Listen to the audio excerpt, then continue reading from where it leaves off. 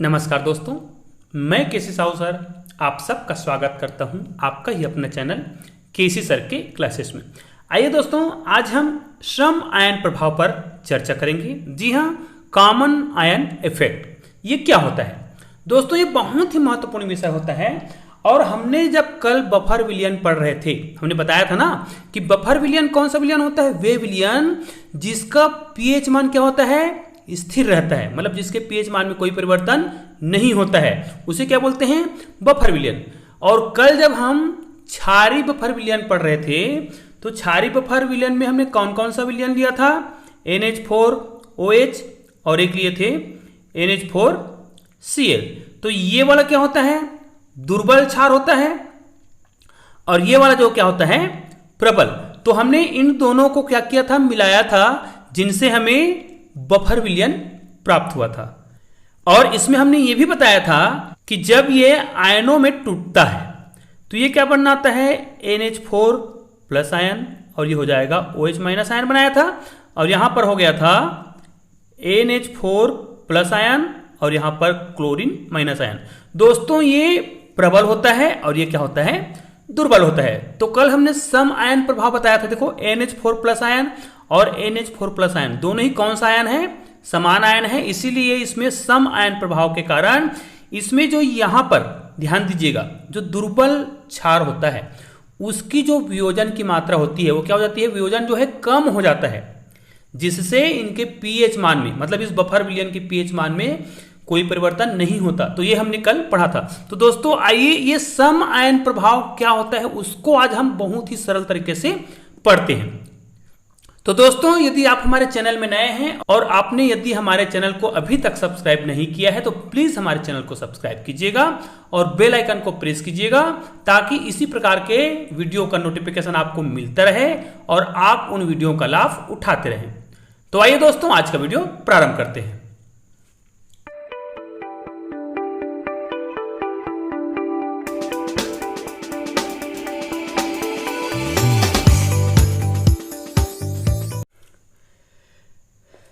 यहां पर ध्यान दीजिए दोस्तों, ये जो सम आयन प्रभाव है ये इस नाम में ही छुपा हुआ है। सम आयन प्रभाव किसे कहेंगे? जिसमें दो सम आयन होंगे। इसका मतलब प्रबल अम्ल और जो दुर्बल अम्ल होगा, इनको जब हम मिलाएंगे तो इसमें एक आयन ऐसा होगा जो समान होगा, मतलब कॉमन होगा। ठीक है, तो इस प्रकार हम क्या करेंगे? जब किसी दुर्बल विद्युत अपघट्य के विलयन में यदि हम कोई ऐसे प्रबल विद्युत अपघट्य के विलयन को मिलाएं जिसमें कोई एक आयन क्या हो? समान हो। ठीक है, तो ऐसा करने से जो दुर्बल विद्युत अपघट्य होगा उसकी जो आयनन की मात्रा होती है वो और कम हो जाती है। तो इस प्रभाव को ही क्या बोला जाता है? सम आयन प्रभाव बोला जाता है, कॉमन आयन इफेक्ट। ठीक है, अब देखिए दोस्तों, इसका हम एक सिंपल सा यहां पर सरल सा परिभाषा लिख लेते हैं। तो यहां पर स्क्रीन पर आप देखिए, मैं यहां पर परिभाषा लिख देता हूं कि जब किसी दुर्बल विद्युत अपघट्य के आयन की मात्रा उसमें सम आयन युक्त प्रबल विद्युत अपघट्य के मिलाने से, ध्यान दीजिएगा, जो हम विद्युत अपघट्य लेंगे एक प्रबल होगा और एक दुर्बल होगा, लेकिन दोनों में ही एक आयन क्या होंगे? कॉमन होंगे। तो इस प्रकार के विद्युत अपघट्य को मिलाने से उसके जो वियोजन की मात्रा होती है, जिसको हम आयनन की मात्रा बोलते हैं, वो क्या हो जाए? कम हो जाए। तो इस प्रकार के प्रभाव को क्या बोला जाता है? सम आयन प्रभाव कहा जाता है। ठीक है, अब ध्यान दीजिए, यहां पर आपने परिभाषा तो देख लिया। अब ध्यान दीजिए दोस्तों, इसको हमें दुर्बल विद्युत अपघट्य के उदाहरण से समझना है कि सम आयनन प्रभाव किसे कहते हैं। तो इसके लिए क्या करना पड़ेगा? यहां पर परिभाषा तो आपको समझ आ गया है। अब हमें क्या करना पड़ेगा? एक दुर्बल विद्युत अपघट्य लेना है। तो मान ली जाए हमने अमोनियम हाइड्रोक्साइड ले लिया, NH4OH लिया, जो दुर्बल विद्युत अपघट्य है। अब दुर्बल विद्युत अपघट्य है, इसका मतलब यह है कि ये आयनों में टूटेगा जरूर, लेकिन बहुत कम मात्रा में। ठीक है, मतलब इसका जो आयनन होता है वो क्या होता है? बहुत ही कम। यहां पर लिख लेंगे कम आयनन। ठीक है, तो इसका आयनन जो है बहुत कम होता है, उतनी सरलता से नहीं होता है। तो दोस्तों, इसी पर यदि हम कौन सा नियम लगाएं? मास रिएक्शन, जो द्रव्यानुपाती क्रिया का जो नियम होता है, यदि हम इसमें द्रव्यानुपाती क्रिया का नियम लगाएं तो यहां पर दोस्तों हम एक दर स्थिरांक होता है उसको यहां पर लगाएंगे तो क्या हो जाएगा NH4 प्लस आयन, और यहां पर तो OH माइनस आयन होगा ही होगा, और नीचे में हो जाएगा NH4 OH। ये देखो ये होता है दर स्थिरांक का मान। ठीक है, अब ये तो आपको पता है, इसका नाम ही है ना स्थिरांक, और स्थिरांक किसको बोलते हैं जी, जिसका मान जो है स्थिर रहता है, मतलब इसका मान जो है बदलेगा नहीं। ठीक है, अब ध्यान दीजिए, हमको ये भी पता है कि ये क्या है, ये दुर्बल विद्युत अपघट्य है, मतलब ये आयनों में उतनी सरलता से विभाजित नहीं होता है। अब ध्यान दीजिए, यदि हम इसमें क्या करें, कोई प्रबल विद्युत अपघट्य को मिला दे, ध्यान दीजिएगा बहुत आसानी से आपको समझ आने वाला है। यदि हम कोई प्रबल विद्युत अपघट्य लेते हैं, यहां पर ध्यान दीजिएगा, यदि NH4Cl, चूंकि ये प्रबल विद्युत अपघट्य है, ये तो पता ही होगा आपको, तो ये बहुत आसानी से क्या होगा, आयनों में विभक्त होगा। ठीक है, तो इसको हम यहां पर लिख सकते हैं अत्यधिक आयनित लिख सकते हैं।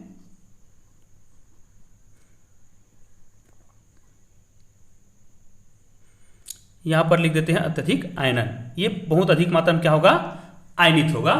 अब ध्यान दीजिए, चूंकि इन दोनों को हमको क्या करना है, मिलाना है। ये कौन सा विद्युत अपघट्य है, ये दुर्बल विद्युत अपघट्य है, और ये कौन सा विद्युत अपघट्य है, ये प्रबल विद्युत अपघट्य है।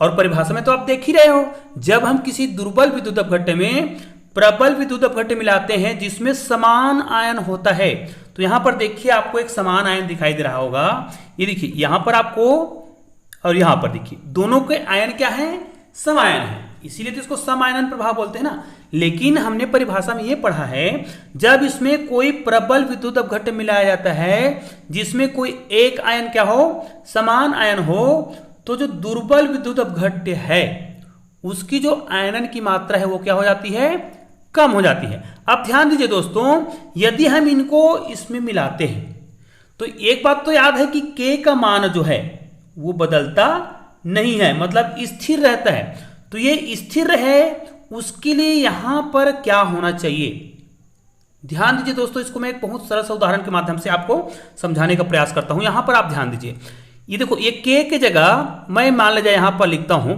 20, ठीक है, और यहां पर मैं लिखता हूं, ध्यान दीजिए, मुझे 20 लाने के लिए यहां पर दो संख्या लेना है। देखो यहां पर K है, इसका मान स्थिर होना चाहिए, और इसका और इसका ये दो वैल्यू है, नीचे को हम अभी नहीं सोचते, ऊपर बस को सोच रहे हैं। ठीक है, तो यहां पर देखिए, मान लीजिए मैं यहां पर 20 लाना चाहूं तो यहां पर मैं क्या करूंगा, 5 करूंगा, और यहां पर क्या करूंगा, 4। ऐसा क्यों, क्योंकि 5 और 4 को जब हम गुना करते हैं 5 चौक 20 होता है। तो कहने का मतलब क्या है, इसमें तो ये कहा गया है कि K का मान क्या होता है, स्थिर रहता है। तो K का मान स्थिर रखने के लिए, और इसका मान क्या हो जाए, ये लिखा है ना, इधर के मान परिवर्तन होगा, इसमें आयनन कम होता है।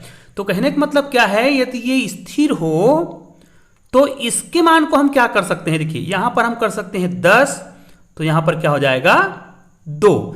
ऐसा करने से देखो इधर क्या है, इधर 20 ही रहेगा, इधर मान क्या है, स्थिर है, इसी को कहा गया है K का मान स्थिर रहेगा, तो इधर के मान क्या हो जाएंगे, बदल जाएंगे। अब ध्यान दो, कौन सा मान बदल रहा है जी, ये देखिए, ये वाला मान को हमने कम किया तो ये वाला मान अपने आप क्या हो रहा है, बढ़ रहा है। इसका मतलब ये है, यहां पर जो हम देख रहे हैं NH4 प्लस आयन और OH माइनस आयन में, ये तो पता है कि ये दुर्बल विद्युत अपघट्य है, और यदि ये दुर्बल विद्युत अपघट्य है तो इसमें इसकी आयनन की मात्रा क्या होगा, कम होगा, उतनी आसानी से आयनित नहीं होगा।